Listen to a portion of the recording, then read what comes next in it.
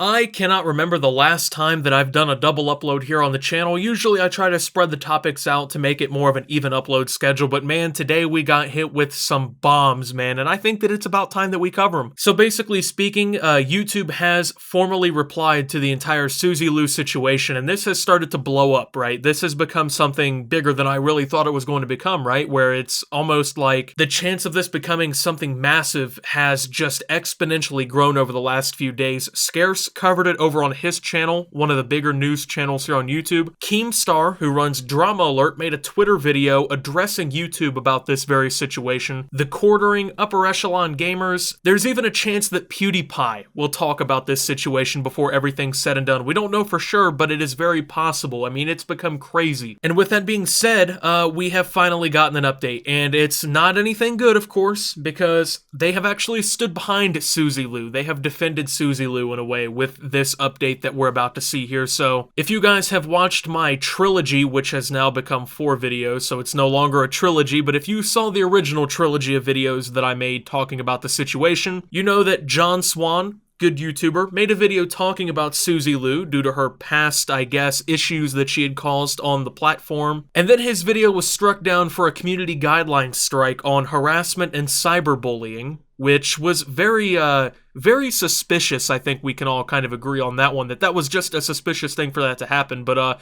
anyway, regarding all of this, the situation has begun to get even bigger. I mean, his tweet currently is almost at 5,000 likes, and well, YouTube's responded, so I guess that's why this video's here. YouTube officially replied about 45 minutes ago saying, "We apply our policies consistently, regardless of who flags content. Your video was flagged by many users before being removed. The team reviewed your appeal and confirmed that the video did violate our harassment policies. More on these policies here." So before I even go any further, I'm just going to go ahead and say, no, you do not apply your policies consistently. You very obviously don't. As a matter of fact, I think here's a very good example of how horribly you guys apply your policies. There are probably at this point hundreds of thousands of videos and clips that have been uploaded to YouTube where people make fun of the way Donald Trump looks, okay? And don't get me wrong, I don't want to make this like super political or anything, but I think people from all political ideologies can agree that especially like late night show hosts love to make fun of how Donald Trump looks, how he sounds, what he does. They do this all the time, right? I mean, here's some clips for you to take a look at it, since it might not be something you believe. I'm about to go out for my interview with Jimmy Fallon. I'll call you back after I comb my hair. Talk to you in 3 hours. I look fantastic. Well, let's be honest, Fallon's a lightweight. No way he deserves to interview me. Fortunately for our president, Twitter was up and running, no problem at all. President was tapping his tiny little fingers to weigh in on, of all things, late-night comedy shows this morning. He hit my hands. Nobody has ever hit my hands. I've never heard of this one. Look at those hands. Are they small hands?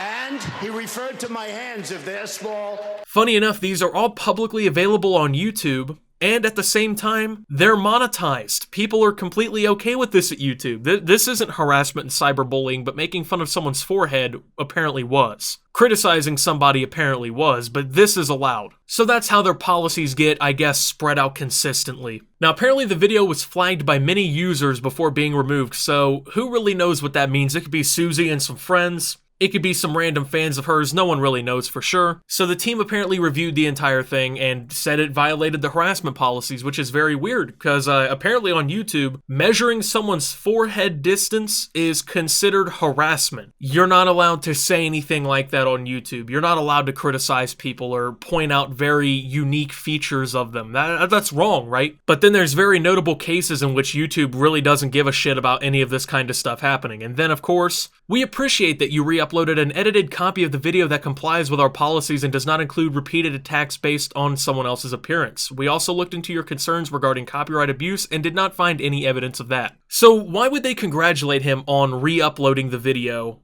but edited? Like, that's such a weird thing for YouTube to do. It's basically rubbing salt in the wound for somebody who didn't even really do anything wrong at all. Now, the real gold of this sentence, though, we looked into your concerns regarding copyright abuse and did not find any evidence of that.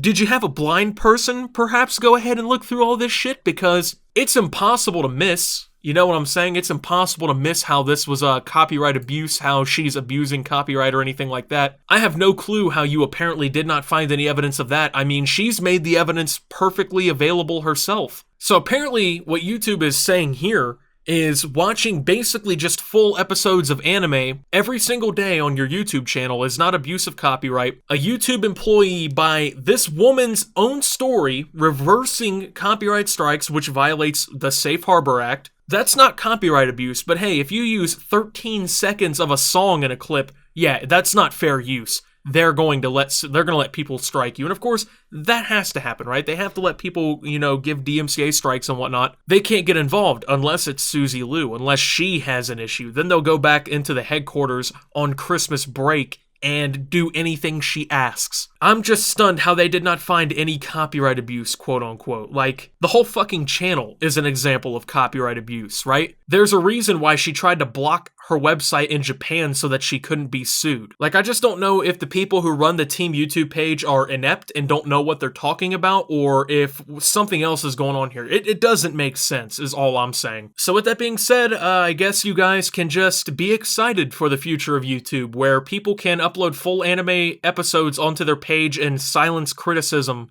And the people at YouTube apparently don't see an issue with that. They have no idea what the problem would be with that. Well, we looked really hard, we tried really hard and just couldn't figure this one out.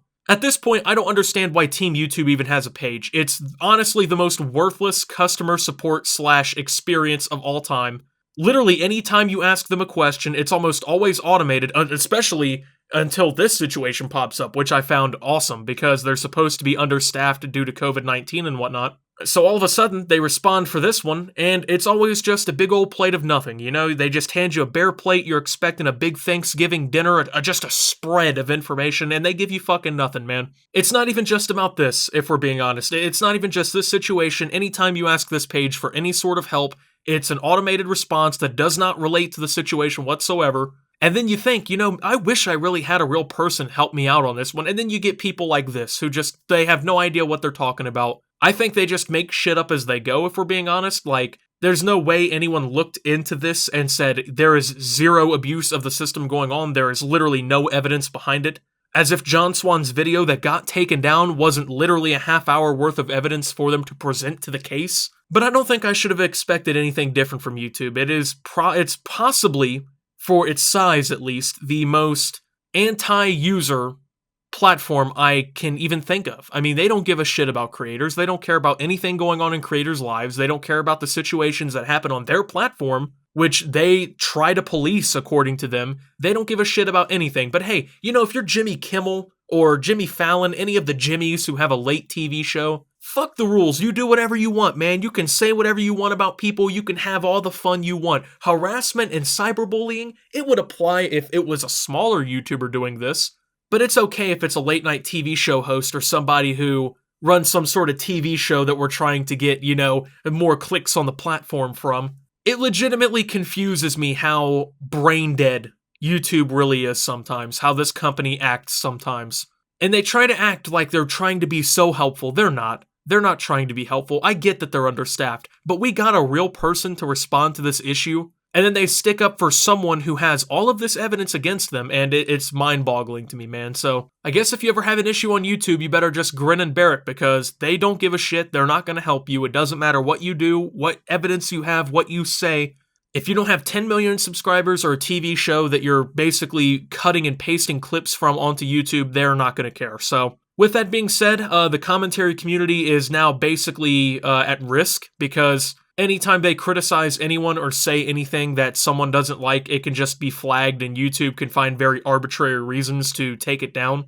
Because someone measured the length of a forehead in a video, or God knows what kind of rule changes are going to come next. Well, you're not allowed to swear at all, and if you say anyone's name, their YouTube channel name, in a negative way, then you will be banned from the platform. Like, this shit really is all coming. I mean, they just don't care. It seems like every month there's a new change that just scales the rules more and more in favor of people who are anti-free speech and who don't want anything said about anyone because it's mean or it's harassment. So Good luck to everybody, that's all I can say. But yeah, just a little double upload day. I haven't done one in a while. You guys were definitely very supportive of the idea on Twitter, and I definitely wanted to update you guys on the situation. I hope this is the last video I make about this.